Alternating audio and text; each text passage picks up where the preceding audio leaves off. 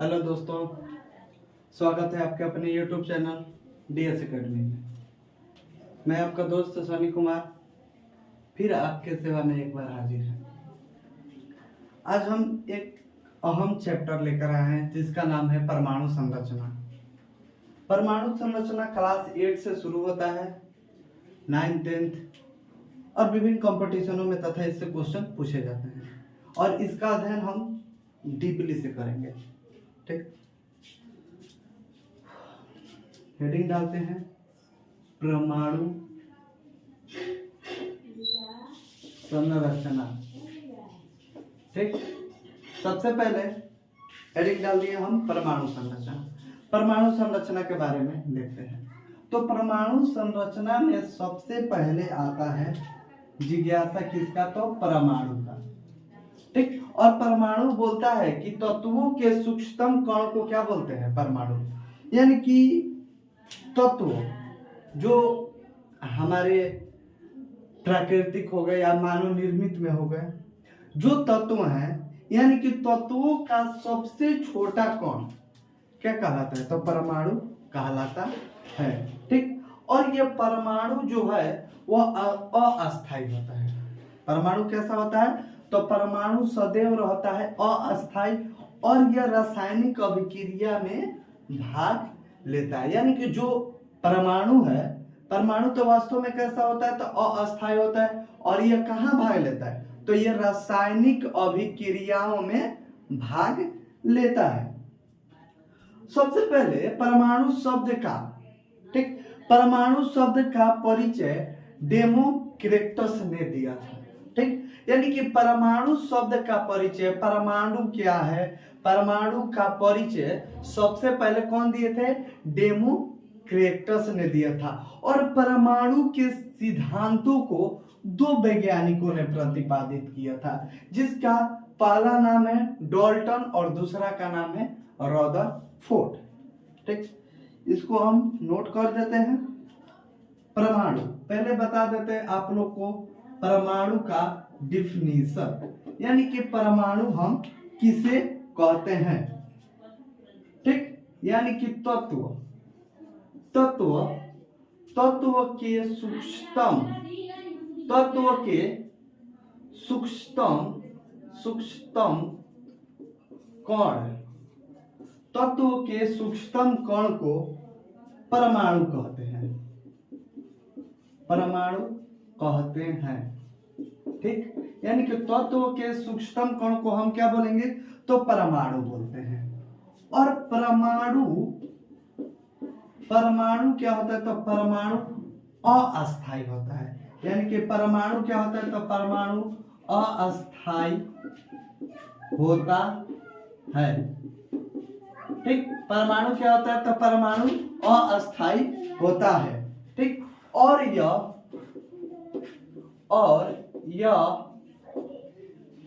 यह रासायनिक अभिक्रिया में, रासायनिक अभिक्रिया, रासायनिक अभिक्रिया में भाग लेता है। ठीक, रासायनिक अभिक्रिया में भाग लेता है। कौन भाग लेता है? तो परमाणु लेता है। ठीक है, यानी कि परमाणु कहाँ भाग लेता है? तो रासायनिक अभिक्रिया में भाग लेता है। अगला है कि परमाणु शब्द का परिचय, परमाणु शब्द यानी कि परमाणु का परिचय, इसके बारे में क्या बताया था? तो परमाणु शब्द का परिचय, परमाणु शब्द का परिचय डेमोक्रिटस,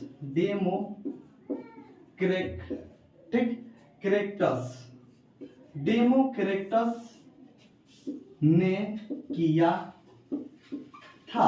ठीक है, यानी कि परमाणु शब्द का परिचय सबसे पहले कौन किए थे? तो डेमोक्रिटस ने किया था।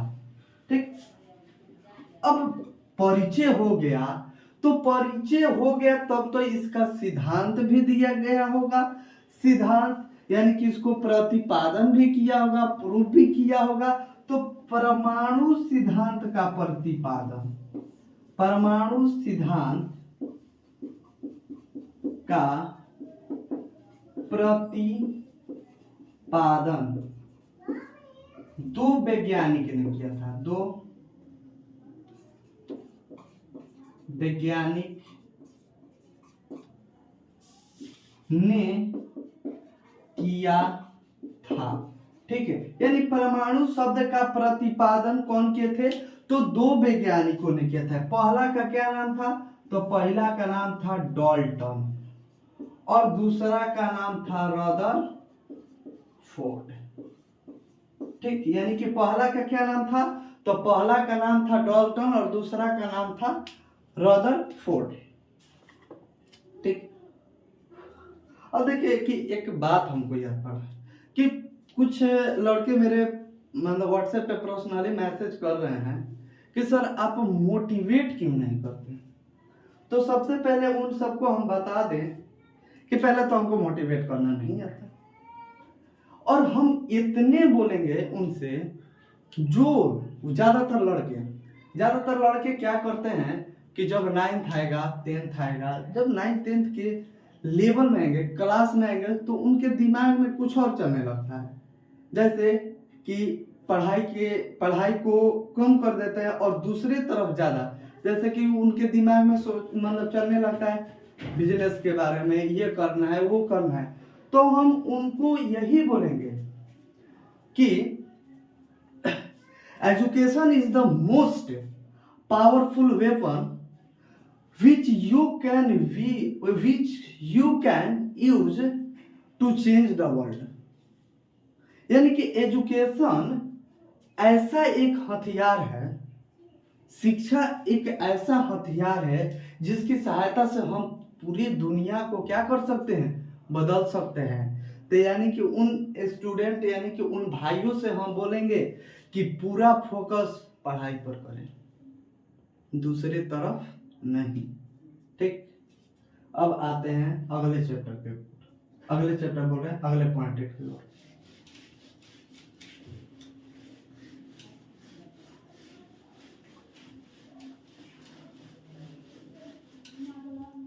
कि अगला जब परमाणु सिद्धांत के बारे में प्रतिपादन कर दिया गया, तो परमाणु सिद्धांत का प्रतिपादन दो वैज्ञानिकों ने किया।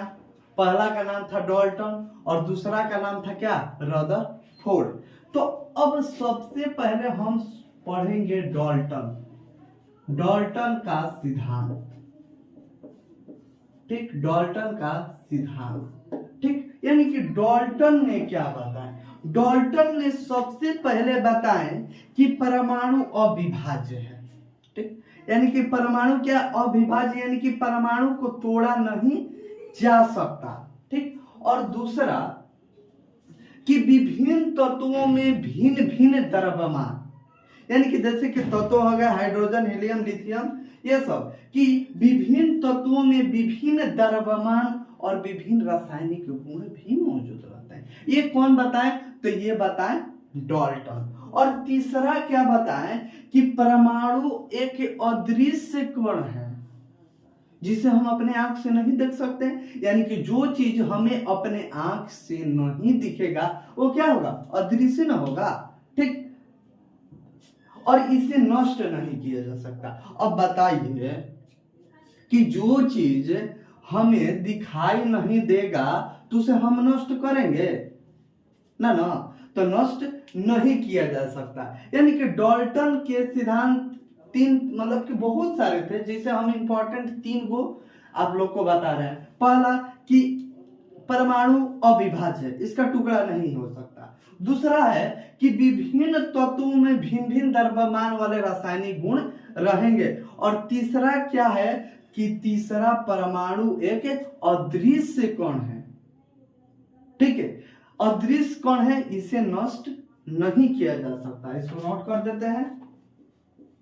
ठीक है, यानी कि पहला है कि परमाणु अविभाज्य है। परमाणु क्या है? तो परमाणु अविभाज्य है। दूसरा है कि परमाणु के भिन्न भिन्न तत्व भिन्न भिन्न तत्व के द्रव्यमान ठीक, द्रव्यमान और रासायनिक अभिक्रिया भाग लेगी।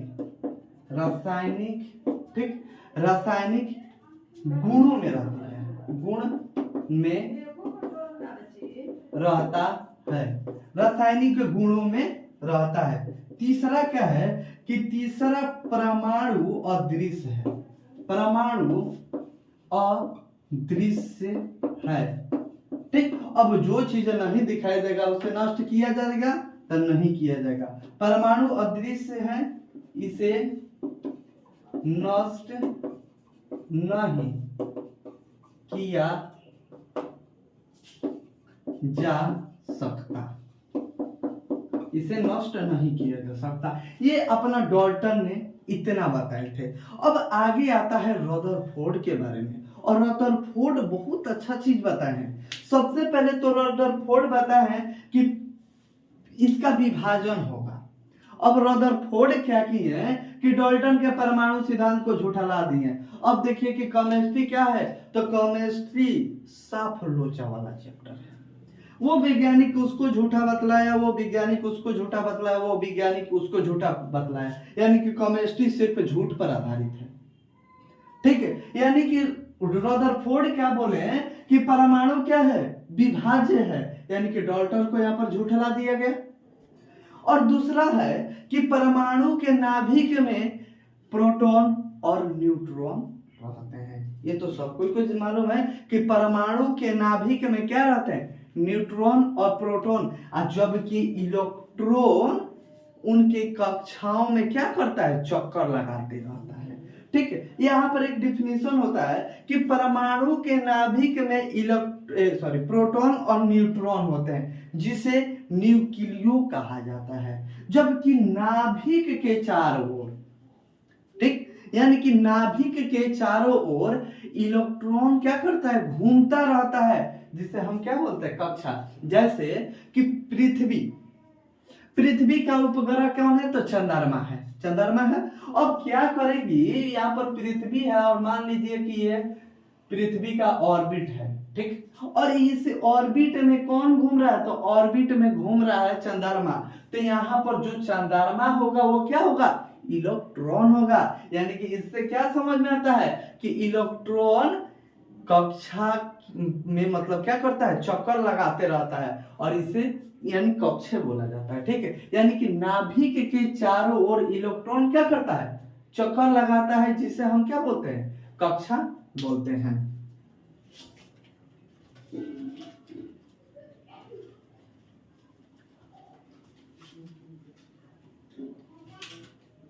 अब आगे रदरफोर्ड बोले कि परमाणु कोई सूक्ष्म कणों से मिलकर बना है ठीक। यानी कि जो रदरफोर्ड बताए कि परमाणु क्या है, तो परमाणु कोई सूक्ष्म कणों से मिलकर बने हैं, और इन सूक्ष्म कणों में मुख्य रूप से कौन है, तो इन सूक्ष्म कणों में मुख्य रूप से इलेक्ट्रॉन, प्रोटॉन और न्यूट्रॉन है ठीक। अब इन सबको हम एक बार नोट कर देते हैं।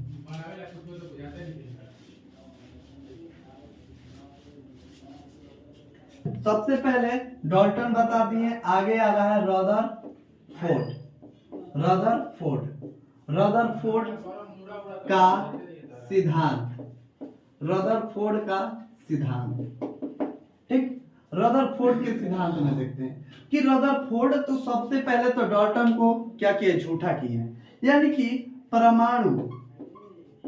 परमाणु विभाज्य है ठीक है। यानी कि रदरफोर्ड तो सबसे पहले बताए क्या कि परमाणु विभाज्य है। दूसरा बताएं कि परमाणु के नाभिक परमाणु के नाभिक में प्रोटॉन, न्यूट्रॉन रहते हैं ठीक, परमाणु के नाभिक में कौन रहते हैं? तो प्रोटॉन न्यूट्रॉन रहते हैं, जिसे न्यूक्लियन कहते हैं। ठीक है, अब अगला आता है कि परमाणु के नाभिक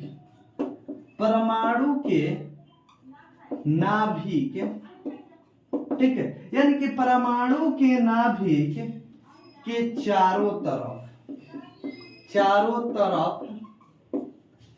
इलेक्ट्रॉन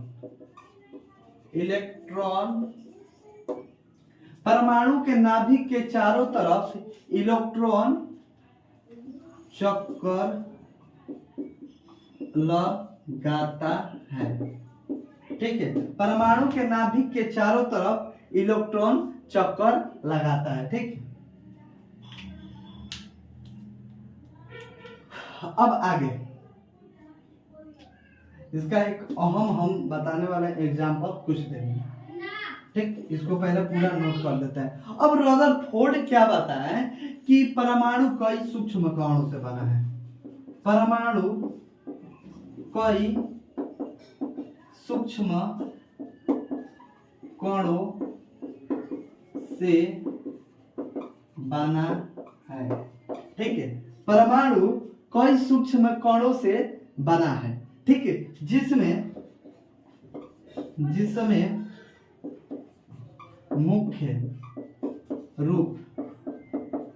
मुख्य रूप से कौन रहते हैं? तो जिसमें मुख्य रूप से इलेक्ट्रॉन, प्रोटॉन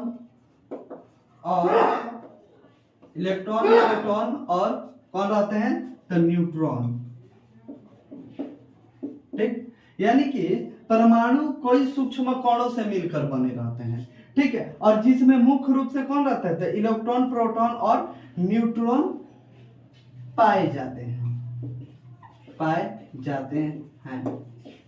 ठीक, अब ये रहा रदरफोर्ड का सिद्धांत। ठीक, रदरफोर्ड के सिद्धांत। अब आगे आता है कि नाभिक का खोज। अब पहले इसको हटाते हैं।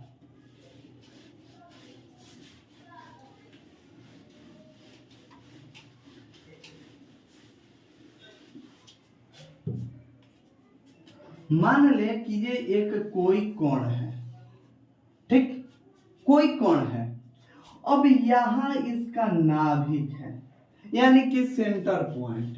नाभिक यानी कि क्या है? Centre point. अब देखिए कि सबसे पहले कोई कोण, मान लीजिए कि ये एक मौलिक कोण है।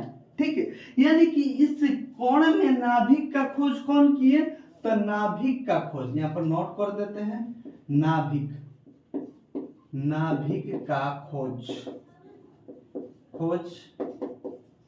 रदरफोर्ड। नाभिक का खोज कौन किए?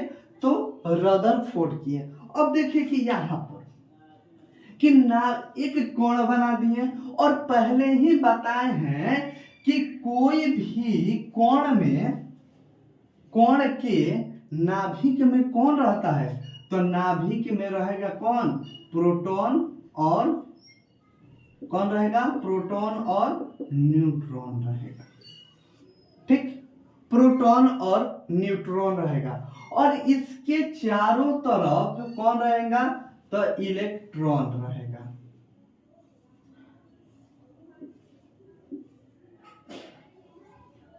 ठीक, इलेक्ट्रॉन रहेगा। जैसे कि इसका एग्जांपल बताते हैं कि मान लीजिए कि हम गए फील्ड में गए, वहां पर बहुत सारे लड़का लड़की आ रहे हैं, पढ़ने आ रहे हैं। अब वहां पर कोई सेंटर में कोई को देखा। ठीक, यानी कि कोई मौजूद था, लड़का हो या लड़की, कोई भी मौजूद था। अब यहाँ के चारों तरफ का लड़का कहाँ केंद्रित होंगे? यहाँ पर केंद्रित होंगे। यानी कि ये जो बीच में जो लोग हैं वो किसके भांति कार्य कर रहे हैं? प्रोटॉन और न्यूट्रॉन के भांति।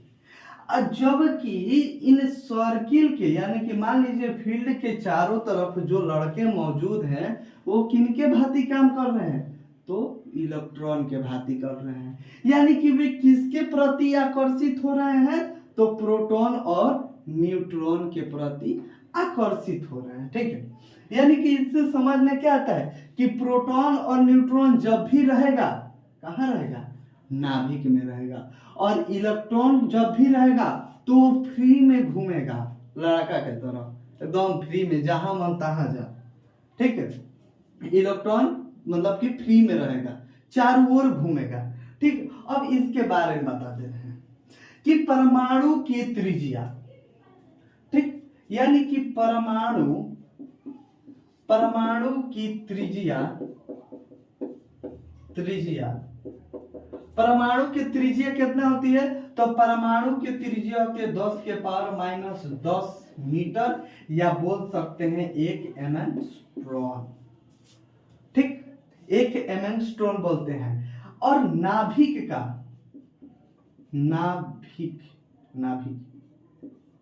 की त्रिज्या कितना होती है, तो नाभिक की त्रिज्या होगी 10 के पावर माइनस 15। ठीक है, यानी कि ये नाभिक का खोज, इसको फिर से रिपीट कर, एक और चीज है। अब पूछता है कि परमाणु के त्रिज्या और नाभिक के त्रिज्या का अंतर, यानी कि अंतर, इन दोनों का अंतर कितना होगा, तो अंतर होता है 10 के पावर 5। किसका अंतर, परमाणु की त्रिज्या और नाभिक के त्रिज्या का अंतर कितना होता है, 10 के पावर माइनस 5 होता है। सबसे पहले फिर से रिपीट कर देता है, इलेक्ट्रॉन का खोज रदरफोर्ड, परमाणु की त्रिज्या 10 के पावर माइनस 10 या 1 एंगस्ट्रॉम, परमाणु के नाभिक की त्रिज्या 10 के पावर माइनस 15, और अंतर कितना होता है, 10 के पावर माइनस 5। हमको लगता है कि अब तो ये सब समझ में आ गया होगा। अब आगे आते हैं,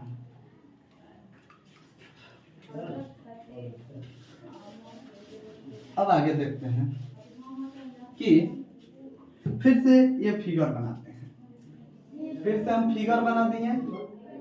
ठीक, ये कोई एक मौलिक कण है, यानी कि ये है क्या, मौलिक कण,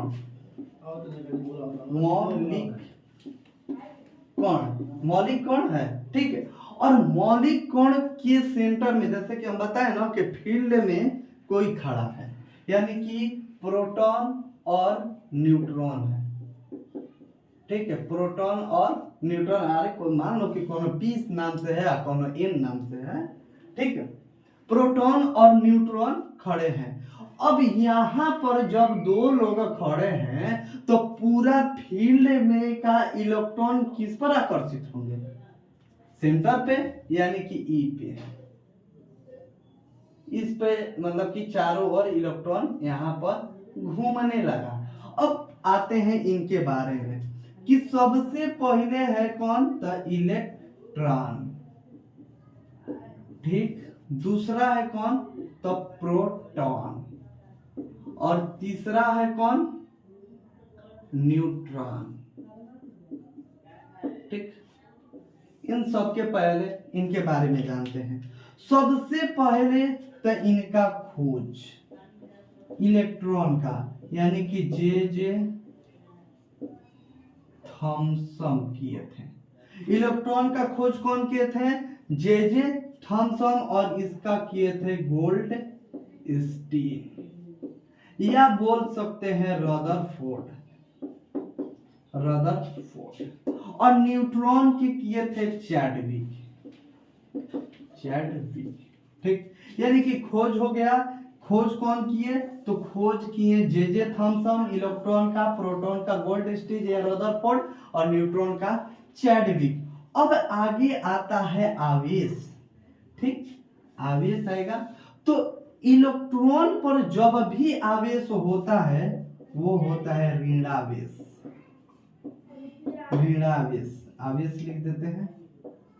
आवेश दो गो होता है, एगो धन आवेश और एगो ऋण आवेश। यानी कि इलेक्ट्रॉन पर जब भी रहेगा वो कौन आवेश रहेगा, ऋण आवेश। यानी कि जब भी ये रहेगा तो माइनस में रहेगा, और जबकि प्रोटॉन पर कौन सा आवेश रहता है, तो इस पे रहता है धन नावेश। और न्यूट्रॉन बेचारा क्या, तो उदासीन, इसका कोई नहीं है, उदासीन, छूटा घूम रहा है, इसका कोई नहीं है। अब आगे आता है इसका आवेश का मान, आवेश का मान, ठीक। अब ये देखिए कि ऋण है यानी कि माइनस है तो माइनस लगेगा, यानी 1.6 गुने 10 के पावर -19 कूलम। अब ये क्या है, तो ये है प्लस, तो ये रहेगा प्लस में। अब इनका मान, ये बेचारा के पास कुछ ना है, तो इनका मान क्या है, 0, कुछ ना है तो क्या है 0, यानी कि कहीं भी कोना में जाके बैठल है, ठीक है। अब आता है इनका द्रव्यमान, द्रव्यमान, द्रव्यमान इनका, तो द्रव्यमान इनका होता है 9.1 गुने 10 के पावर 31, और इनका होता है 1.6 गुने 10 के पावर 27। अब द्रव्यमान है इनका, भार है। अब सब कुछ तो ना था, लेकिन अब तो भारों ना रहेगा तब तो ये तो खत्म हो जाएगा ना, यानी कि 1.6 गुने 10 के पावर कितना है, तो 10 के पावर ये है कितना, 27 है। इनका भी मान है, अगर इनका मान ना रहता तो कहानी खत्म था ना इनका भी। अब आते हैं आगे, अब आता है इलेक्ट्रॉन को कैथोड किरण कहते हैं। इलेक्ट्रॉन को क्या बोलते हैं, तो इलेक्ट्रॉन को जब भी बोलेंगे कैथोड किरण बोलेंगे, और जबकि प्रोटॉन को जब भी बोलेंगे एनोड किरण बोलेंगे। ये याद रखना है कि इलेक्ट्रॉन को कौन सा किरण बोलेंगे, तो कैथोड किरण, और प्रोटॉन को जब भी बोलेंगे वो कौन किरण बोलेंगे, तो एनोड किरण। अब आगे आता है भेदन क्षमता, भेदन यानी कि सबसे ज्यादा कौन भेदेगा, भेदन क्षमता यानी कि छेद देना, मार दिया तीर ढुक गया कहूं, ठीक है। यानी कि भेदन क्षमता सबसे ज्यादा होता है न्यूट्रॉन का, और तब होता है प्रोटॉन का, और तब होता है क्या, इलेक्ट्रॉन का होता है, ठीक है। यानी कि भेदन क्षमता सबसे ज्यादा किसका होता है, तो न्यूट्रॉन का, तब होता है प्रोटॉन का, तब होता है किसका, इलेक्ट्रॉन का। आपका आज परमाणु संरचना समाप्त हुआ। वीडियो अच्छा लगे तो लाइक करें, कमेंट करें, सब्सक्राइब करें।